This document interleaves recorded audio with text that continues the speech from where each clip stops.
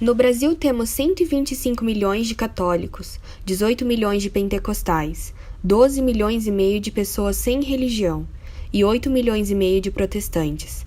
Mais de 5 milhões dividem entre outros cultos, como espiritismo, umbanda, candomblé, testemunhas de Jeová, budismo, judaísmo, esoterismo e islamismo. Olá, eu sou a professora Edile, sou professora de Cultura Religiosa aqui da PUC-PR.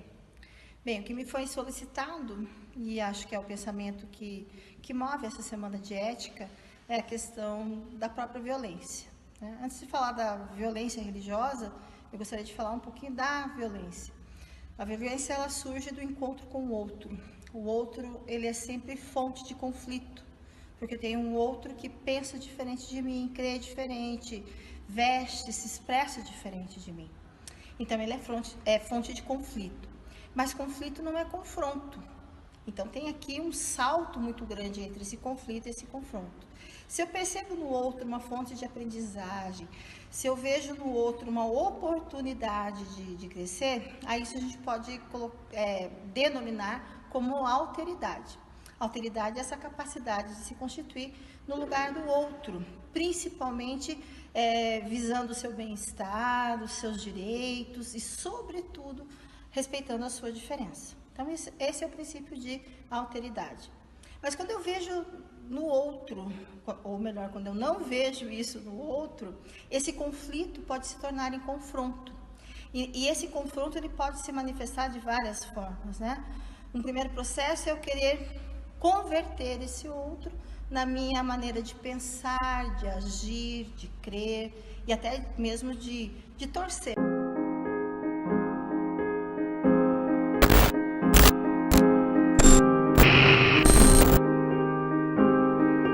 Nova York. No mais importante centro financeiro do mundo, uma torre queima depois de ser atingida por um avião. Enquanto o incêndio avança no arranha-céu, um segundo avião é jogado contra a torre vizinha.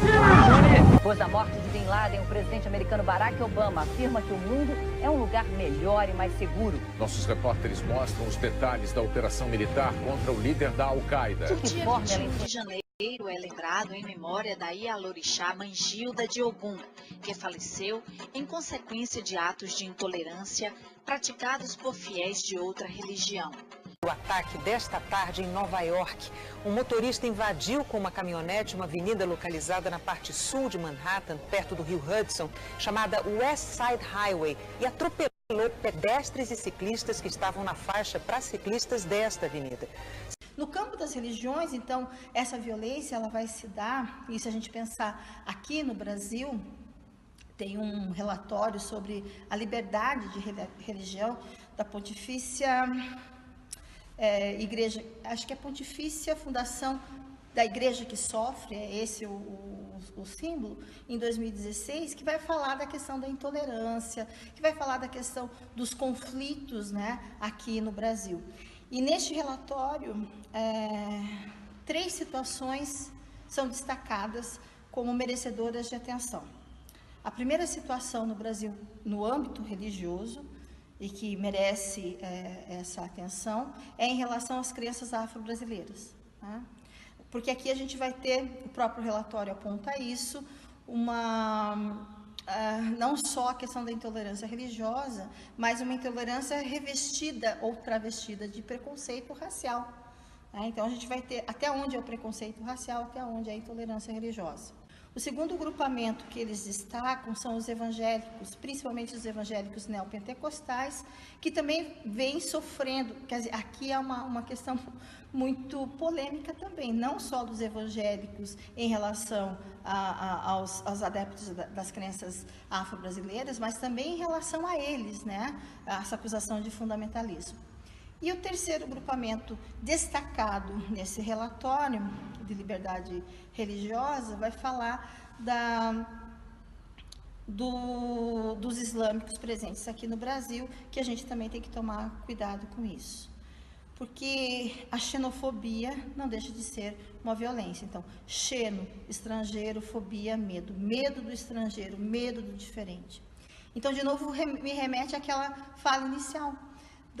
do outro ser o motivo de conflito e de confronto. Então, por medo, antes que ele diga qualquer coisa que talvez me ofenda, eu o ataco. Não há essa relação de alteridade, de percepção do outro. Então, eu vejo que a violência, de uma maneira geral, sempre acontece quando eu perco a dimensão da humanidade do outro. Porque se eu olhar no olho do outro, eu vou perceber a humanidade dele em mim. E aí a gente vai poder estabelecer um diálogo. O diálogo parte daí. A solução para a violência seria o diálogo. Mas como eu dialogo com alguém que eu não vejo? Como eu dialogo com alguém que eu não percebo o seu rosto? Como eu dialogo com alguém que eu tenho que converter a minha ideia, ao meu time ou a minha religião? Viva sua filosofia, ame sua arte, creia na sua religião e faça sua parte. Mas não use sua religião para tentar reprimir o outro. Somos 7 bilhões de mentes no mundo e querer que todo mundo creia na mesma coisa é papo de louco. Intolerância religiosa é a própria contradição. Religião vem do latim religare, significa união. Então pare de tentar dividir o mundo entre os que vão e os que não vão para o paraíso. O mundo está doente em tudo, enquanto nós perdemos tempo brigando por isso. Ao invés de dividir as religiões entre as que são do mal e as que são do bem, que tal botar sua ideologia no bolso e ajudar aquele moço que de frio morre na rua desamparado sem ninguém?